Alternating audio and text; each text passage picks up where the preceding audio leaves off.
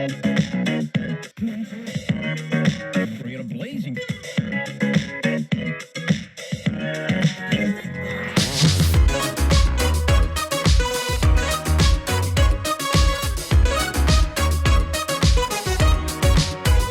Hey, good morning, Bay. Good morning. Good morning. Thanks for joining us for another edition of Discover UC. Now, you're from Charleston.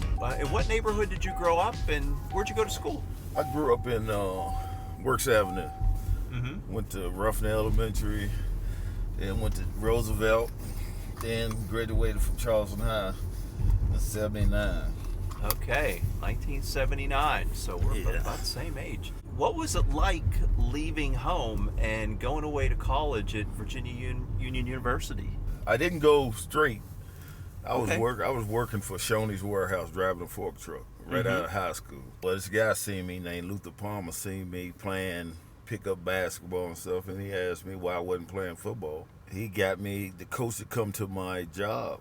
He was coming up for recruiting some other guys about 4 or 5 years later. Mm-hmm. So I didn't go to college till I was 22. Coach came to my job and gave me a full ride. Never seen me play a down in football. Wow.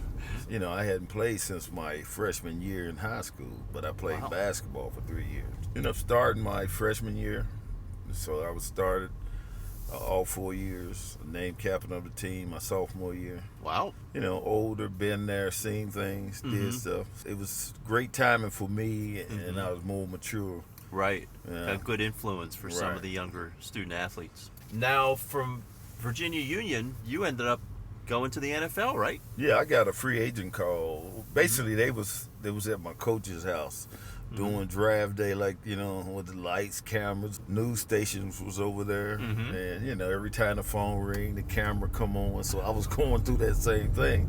Bill Parcells called me from the Giants and gave me a free agent tryout.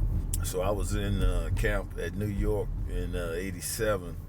That was right after they had won '86 Super Bowl. Wow. So I'm there with LT, Phil Sims, Maurice Carthon, you know, Carl Banks, and all the old heads. Right. Wow. It must have been some experience. Yeah. So I made it to the last cut. I thought I made the team, but then they ended up cutting me, and then Tampa gave me a tryout there, and I ended up staying 3 years with Tampa Bay. By the time I did my 3 years, I'm 29, getting ready to turn 30, because I was a 26-year-old rookie. Right. And everybody feel, they look at you, you know, 30. Most people been in the league about 7 years. And getting ready to head out. Right. Well, that must have been some experience. What are some of your favorite memories from the time you got to, you know, be around the Giants and the You know, Bucks? you learn a whole lot. You know, I used to see LT get in a tub of ice. And I said, man, you crazy. What you get in there for? He's a young buck. If you don't be here in this league, you don't get in this tub of ice.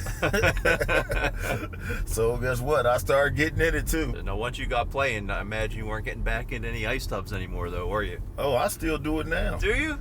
Yeah, I mean, you know, from being out on the grill and in the heat, you know, that's I right. sit down in that tub to bring my legs back because I'm sweating so much and cramping and everything. So I still do it. Everybody think I'm crazy, but it's just something that's in my routine now. You know, you're probably even more famous here as a barbecue guy as opposed to a football player. So how'd you get into the barbecue business? Well, basically, I've been doing barbecue all my life. My father, you know, I'm the last of 7 boys, 1 girl.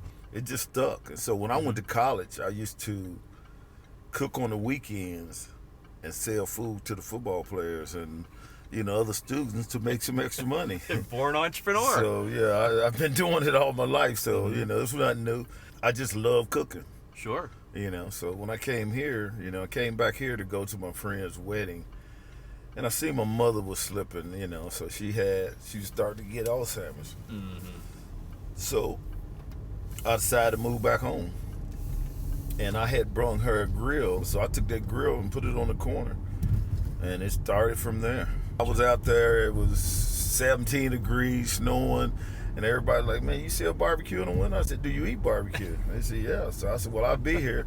So I was out there every morning selling my barbecue, and then it slowly started to catch on, and that's when Food Network came and did a story on me. How did they hear about you? I really don't know. It was just they was what happened with Food Network. They got to hit 4 or 5 different locations in your area for them to come through. The name of the series was Road Tripping, Southern Fried Road Tripping, and so they did the series on me, and it took off from there. Well, I know we love having you bring the food trucks over to campus. So oh yeah, we definitely do that. Yeah, we'll look forward to having you guys back in the fall once the students roll back in. We own a lot of events. We go to a lot of events. We got Steering Wheel, we got Multi-Fest. We go to Logan, we go to Huntington, we go to Ohio. We pretty busy on the weekends. I'm on the run, just steady. Well, good. Well, Bay, we're so happy to be part of the community with you, and appreciate everything that you do to keep us well fed, but to make Charleston kind of fun and kind of vital place. We opened up another one. We can open up one downtown on Summer Street. Another restaurant. Yeah, where the old Nosh building was to be. Yeah. So we working on that now. Fantastic. Well, I look forward to seeing you there and also back here. Good to see you. Appreciate it. Appreciate it, Bay. Yes, sir.